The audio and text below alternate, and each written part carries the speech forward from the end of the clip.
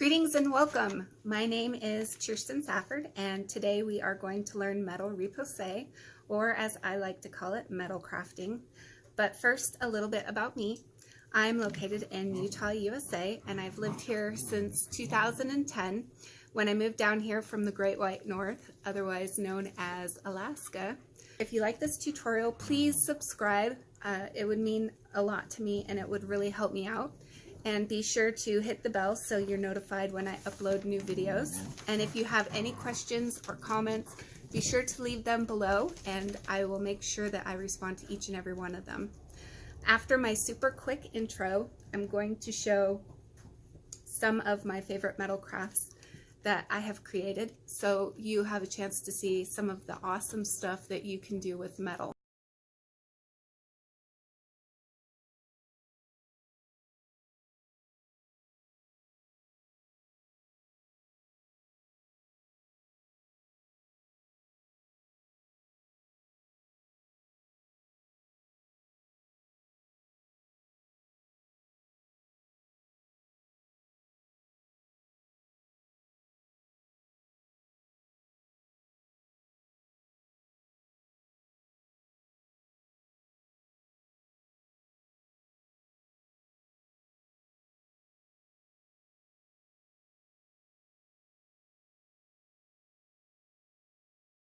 Aluminum, copper, silver, and brass.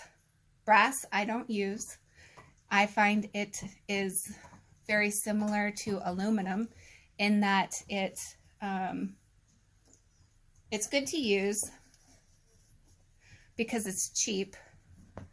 In fact, if you have a pop can laying around your house, you can cut your pop can open and use the metal from about here to here. You want to just cut a line, cut the circle around each end, and then cut one line up there, and then you'll have a 5x7 piece of aluminum to use. My preferred, I don't use silver either because silver is cost prohibitive. It's way too expensive. So I use copper, and this is a roll that I got from Hobby Lobby. You can see it was $13.99. And it comes in different thicknesses. So this is called soft copper, 0.005 thick, 36 gauge. This is the thickest you can use for metal repoussé, but metal crafting. Honestly, I wouldn't use it for doing this. If you can find a thinner gauge, perhaps a 38 or a 40 gauge, I do know that Hobby Lobby does carry it. They carry all the silver, they carry aluminum, and they carry the different coppers. Hobby Lobby is the only place in person I've been able to find it. I know that Michael's does not carry the metal, and then you can get it online as well. So this is what I used for making my art, and it honestly, it is the best because it's easy to manipulate and it doesn't break. Okay, so when it comes to tools, you can be as simple or as creative as you want to be. These tools are clay sculpting tools. They work really great. You can see, obviously, that I do use these. So these three I use all the time, probably on every single one of my creations. You can see that they have the round edge there that's metal, and it's a nice smooth metal. You don't have to do any sanding. Some tools you do need to take a very fine grit sandpaper and sand around the edges and make sure that it is nice and smooth before you get started, or it will scratch your copper. These are super important. I use these all the time. So you find these in the drawing aisle next to the pencils, and I use them for burnishing. And there is a special trick that I use on the copper, and that is Vaseline. So you don't need a lot of Vaseline. I've had this for like 3 years. And you can see I've just barely gotten down to the bottom of it. Really, when it comes down to it. If you could get a simple tool like this, this is all you need to get started. So the next thing you're going to need are mats, something to work on. Here is a little variety. This is a hard and smooth plastic. This will work. This works well because it's very smooth. Or a piece of heavy-duty plastic like comes off of a tote. This works well as well. But what I have found to be the absolute perfect mat is a glass cutting board. So one side is nice and smooth and the other side is textured. When you're working with this, unless you are trying to get texture into your copper, you want to always use the smooth, flat surface. And here's my old reliable. All this is a piece of suede leather. I use this one on nearly every single one that I have made. You can see that it's actually gotten quite shiny in the center from pushing down into it. But this little piece of leather works perfect.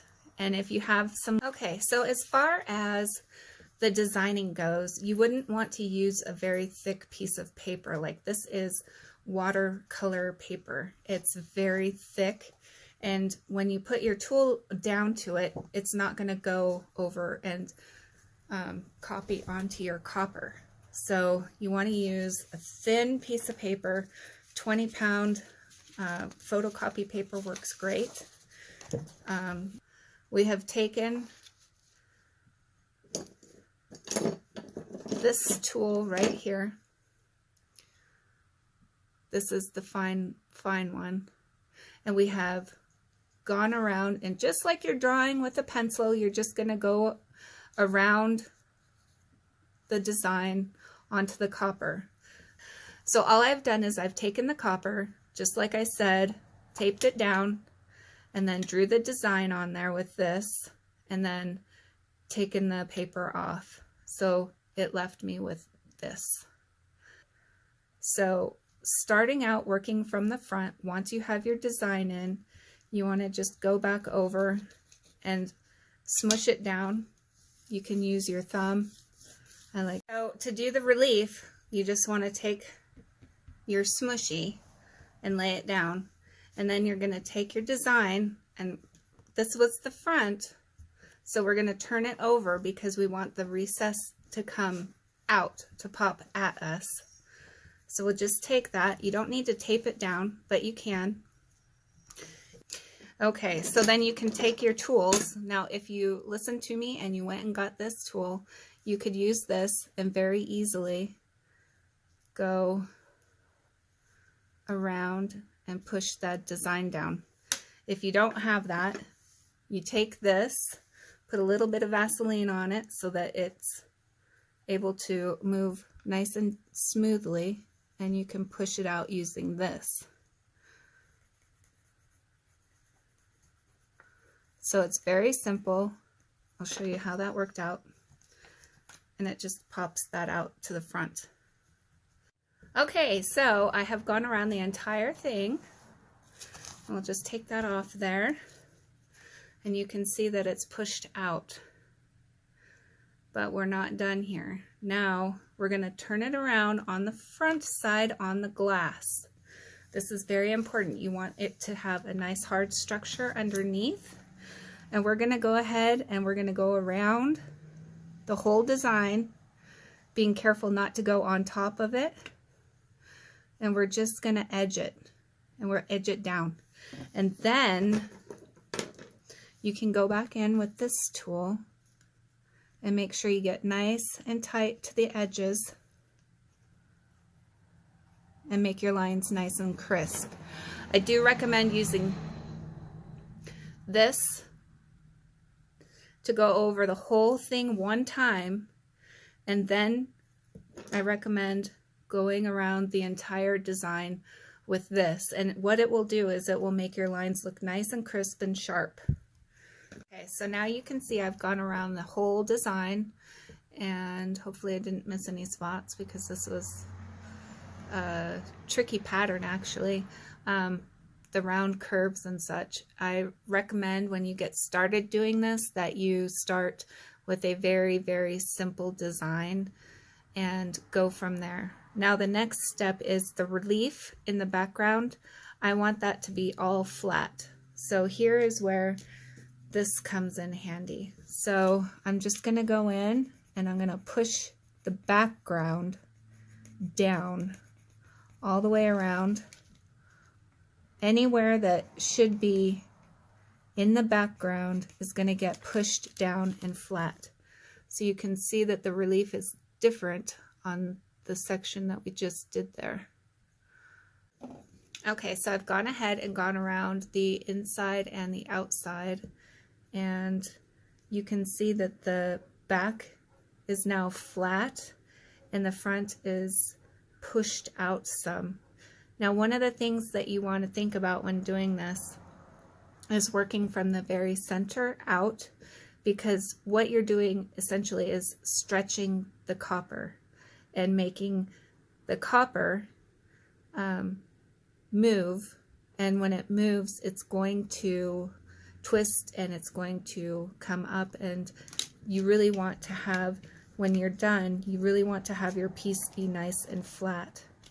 Talk a little bit about backgrounds. So one of the things that you can do for the background, which is what we'll do for this one, is you can take this wire brush. There's all kinds of wire brushes you can buy at like the dollar store even, I believe. But the brass wire brush works best because it will scratch the copper, but it won't ruin the copper. So what we're going to do is we're going to just go anywhere that is in the background. We're going to rough it up. And I'm going to go around the whole thing. And this sound is awful. It drives my dogs nuts. And then I'm going to do the back on this section too, all the way around. So you can see that's making a nice brushed finish. Okay, so there it is. I've gone ahead and scratched all around it and made sure it was nice and flat. Now the next step before you can paint it is you need to clean it really well, and for that I recommend using the Rely On alcohol swab wipes. What you want to do is make sure you get it down to the bare metal, that you don't. Okay, just let that dry. And then for painting, you can use any alcohol-based marker or anything like that. So I used alcohol-based markers for the pig. This is one I was working on at work today, but I decided I didn't like it, so I was taking off the color, which is another cool trick that you can do. If you don't like the way something looks, you can always wash it off and start over. So what we're going to do is just a plain, simple black background. But for this, so it's a watercolor paintbrush, but I filled it with rubbing alcohol, the 91%. And I'm just going to get it nice and wet here. And the good thing is you can just keep coming back and getting it wet, and then you can come in and dab your color on. Now I don't generally like to use the black Sharpies because they turn out a purple color, but I do have some nice black that I can use on this. You can put it on however thick you want it. Go back, take it off. You can paint around the design. I like to let it dry a little bit and then go over it with a paper towel and just kind of rub the black ink into the indentions. Okay, so I feel like I have painted it sufficiently. I've made it look old, and as soon as it's done drying, I will shellac it, and I will show you how I do that so that the paint doesn't run.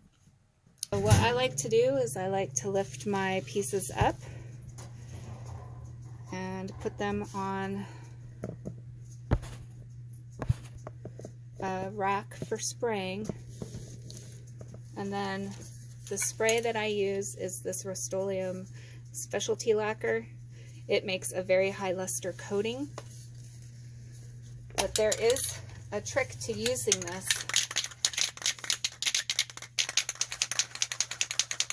And one of those tricks is to very lightly dust the top. Let it dry. Dust the top. Let it dry. You do this 2 or 3 more times, then the paint is actually sticking to, or the sealant is actually sticking to the paint. And then you can go in and do a nice thick, heavy coating. I like to do this in many stages. And I don't let it completely dry in between. I let it it is like 100 degrees in my shop, so